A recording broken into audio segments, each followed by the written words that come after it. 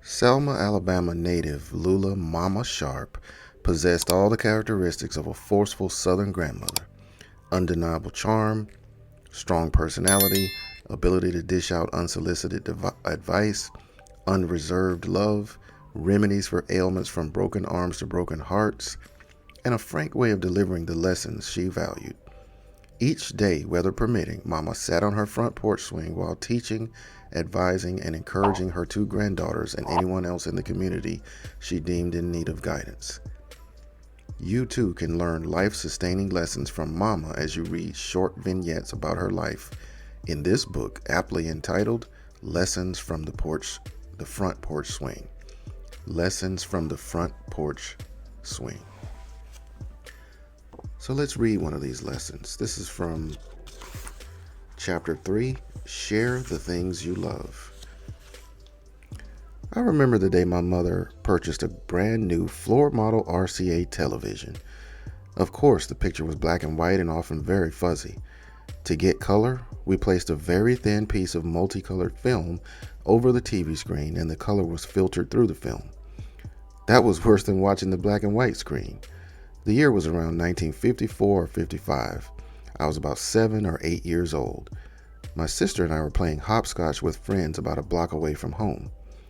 One of them spotted a man on top of our house installing a TV antenna and announced, "Hey, y'all getting a TV?" We had not seen the man on the house or heard my mother speak of getting a TV, so we laughed and said, "No, we're not." The friend said, "Look." We raced home and there was the beautiful box, a TV. The wooden cabinet was brown and much larger than the TV screen. Mama placed a very pretty white lace doily on top with an artificial flower in the middle. As much as she loved live plants, she did not place one on the TV. A live plant would need water, and the water would mar the beautiful finish on the TV. People do not believe me when I tell them the picture went black or fuzzy whenever a black entertainer appeared on a show. Some of the shows we regularly watched that featured black performers were the Perry Como, Dinah Shore, Ed Sullivan, and American Bandstand shows. Mama called American Bandstand music devil music. My sister and I loved it.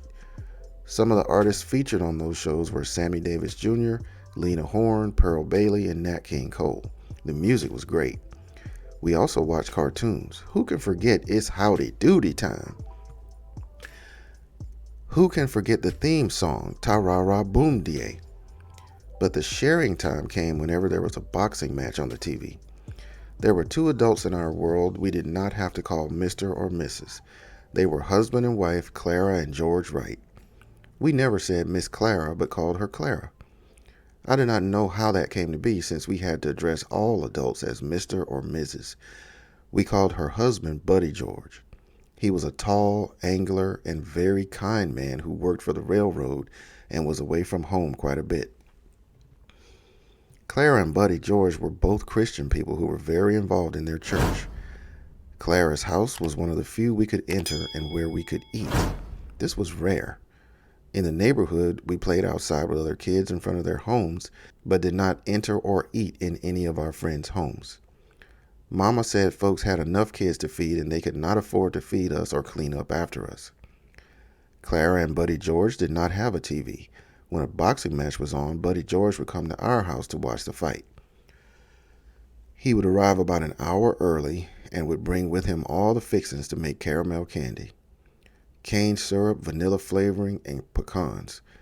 We were not allowed to assist him because the mixture would get very hot and he was always afraid we would burn ourselves. On those nights, the TV set belonged to Buddy George. He would make the candy and popcorn and take his seat directly in front of our TV. Sorry, his TV. When the fight came on, we dared not walk past the TV and block his vision for even one moment. So if we needed to pass, we crawled from the living room to the kitchen to get candy or popcorn. Even that was permitted only once or twice. Buddy George sure did enjoy those boxing matches. I don't remember anyone else in the house watching a full match. We watched Buddy George watching the fights and ate the snacks he brought with him. This was the only time Buddy George came to our house. Clara did not accompany him because she felt the fights were barbaric, so she never watched a single one. We shared the TV with a wonderful neighbor who was always kind to two little girls, their mother and grandmother.